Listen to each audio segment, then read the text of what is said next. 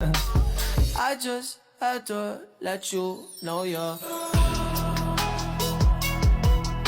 She done had me, baby, ooh. She done had me, baby, ooh.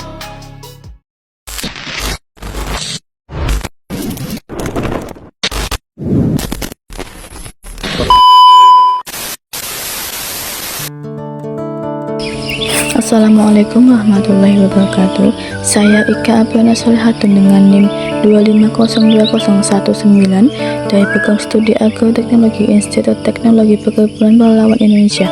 Pada video kali ini, saya akan membahas mengenai kecepatan angin dengan menggunakan alat anemometer dengan dosen pengampu Cik Samyati MPD PhD.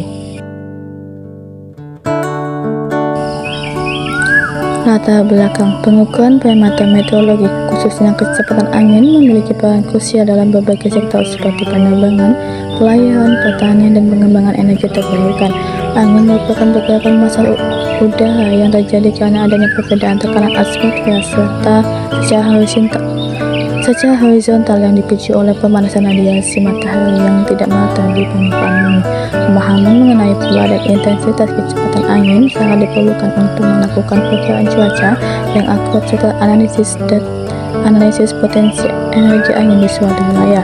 Sasmita et al. 2023. Untuk mendapatkan data kecepatan angin yang presisi, diperlukan instrumen yang disebut anemometer. Seiring dengan kemajuan teknologi penggunaan sensor elektrik dan sistem kendali otomatis seperti Arduino kini semakin masif digunakan untuk meningkatkan akurasi dan memudahkan pemantauan data secara real time. Santoso 2022. Tujuan: untuk mengetahui cara penggunaan anemometer serta pengukuran kecepatan angin di lingkungan pengamatan. Alat yang digunakan yaitu anemometer. Pada data ini dapat dikatakan bahwasanya pada jam 7 tanggal 16 itu terdapat 1,4 kategorinya lemah, 0,9 lemah, 0,8 lemah, 0,0 sangat lemah, 0,7 lemah, 0,0 sangat lemah.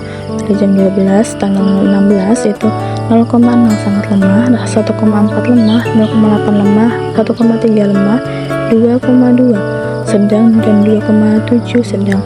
Pada jam 16 tanggal 15 itu 0,0 sangat lemah, 0,8 lemah, 0,7 lemah, 0,7 lemah, 0,7 lemah, 0,0 sangat lemah, dan 0,0 sangat lemah. Data ini menunjukkan bahwasanya kecepatan angin di angka 0,0 itu kategorinya sangat lemah dan paling tinggi itu pada 2,7 dengan kategori sedang.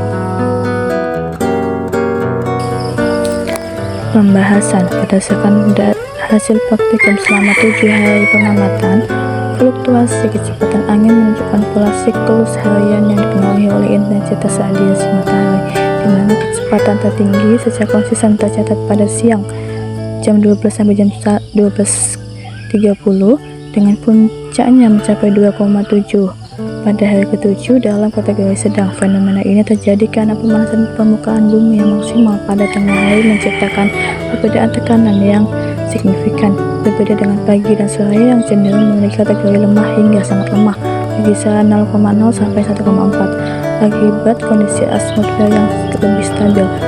Secara keseluruhan, data menunjukkan bahwa wilayah pengamatan memiliki pergerakan udara yang rendah dengan banyak angka 0,0 yang memungkinkan dipengaruhi oleh hambatan fisik di sekitar lokasi atau kecepatan angin yang berada di bawah ambang batas putaran sensor anemometer. Kesimpulan: berdasarkan pengamatan selama 1 minggu dapat disimpulkan bahwa kecepatan angin di lokasi praktikum didominasi kategori sangat lemah hingga lemah, dengan fluktuasi tertinggi terjadi pada siang mencapai 2,7 kategori sedang. Akibat pengaruh pemanasan matahari terdapat perbedaan tekanan. Sebaliknya pada pagi dan sore kecepatan angin menurun drastis hingga 0,0 dan menunjukkan kondisi atmosfer stabil atau adanya hambatan fisik di sekitar area pengukuran yang menghalangi laju angin.